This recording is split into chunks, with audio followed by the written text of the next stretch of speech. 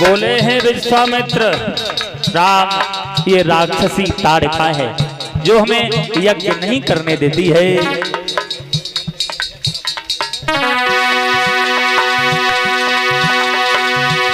कौशिक ने कही श्री राम सुनो, राक्षसी ताड़का आ रही है, जिसके कारण सब ऋषियन की बिन मतलब जान जा रही है।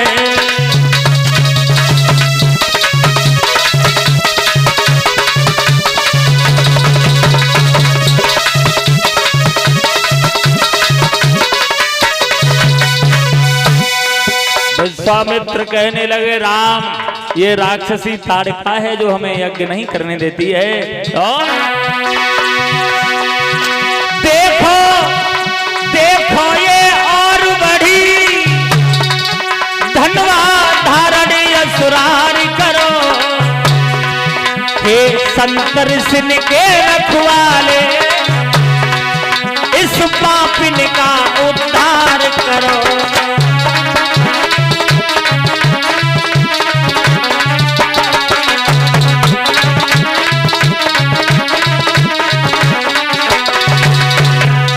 कहा ये राक्षसी ताड़का है जो हमें यज्ञ नहीं करने देती है, इसलिए धनुष पर बाण चढ़ाओ और उसका वध कर दो। भगवान श्री राम कहने लगे गुरुदेव क्या कह रहे हो, जीवन में वो भी पहली बार, और एक स्त्री का वध करना ये शोभा नहीं देता है, और बहादुर लोग कभी स्त्रियों पे हाथ नहीं उठाते हैं। तो आज विश्वामित्र समझाते हैं बेटा राम, अगर स्त्री अपनी मर्यादा को त्याग दे तो उसे मारने में कोई दोष नहीं होता है। क्यों? ये नार नहीं नौरंगी है, नौरंगी नहीं सोरंगी है, ये ढके तो सब कुल को ढक ले, ना ढके तो नंगी की नंगी है।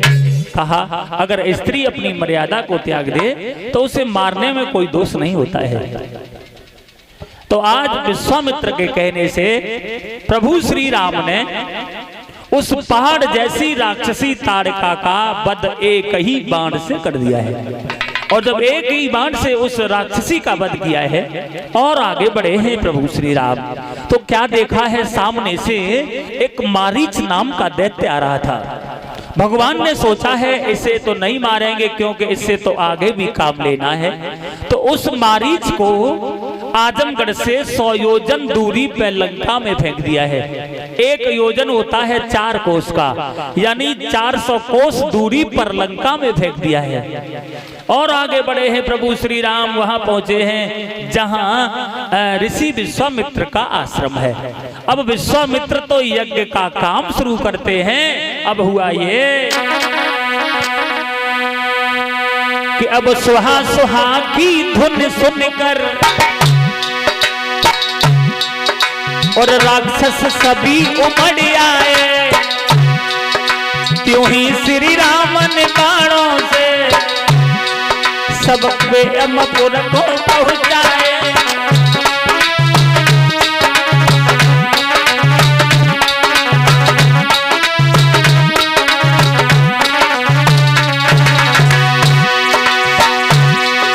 सुहा सुहा की धुन सुनकर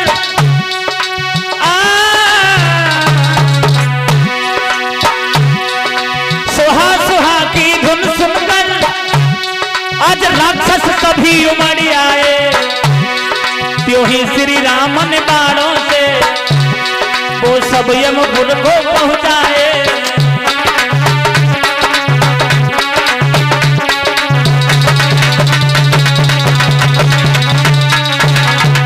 आज राक्षस लोग आने लगे हैं, भगवान श्री राम और लक्ष्मण उनका वध करने लगे हैं।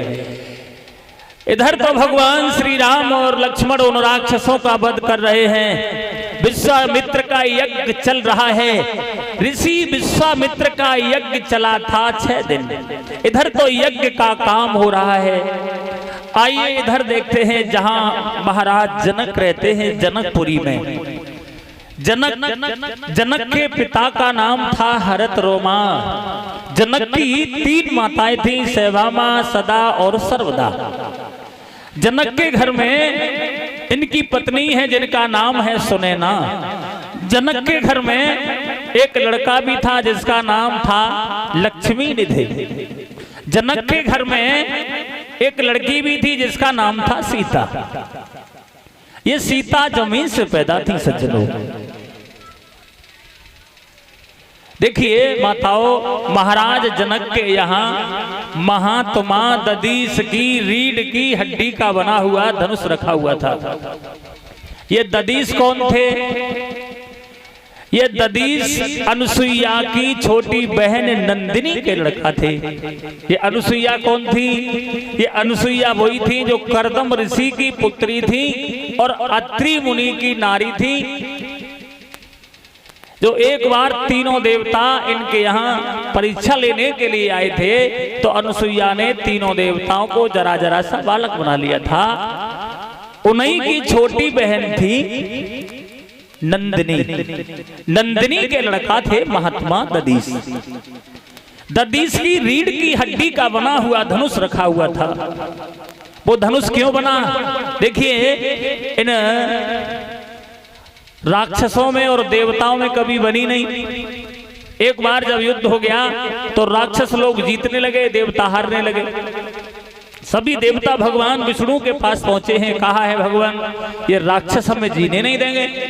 तो भगवान विष्णु कहते हैं तुम एक काम करो, महात्मा दधीच के पास चले जाओ, और अगर दधीच की हड्डियां तुम्हें मिल जाएं, क्योंकि दधीच का शरीर तपस्या करते करते वज्र जैसा हो गया है, अगर उनकी हड्डियां तुम्हें मिल जाएं और उन हड्डियों के अस्त्र शस्त्र बनाए जाएं तो तुम राक्षसों पर विजय पा जाओगे। तो अपना मतलब हल करने के लिए, क्या हल करने के लिए? अपना मतलब हल करने के लिए इंद्र अपना भेष बदल लेता है। और ध्यान रखना, ये 7 दिन का संसार केवल 7 अक्षरों पर टिका हुआ है।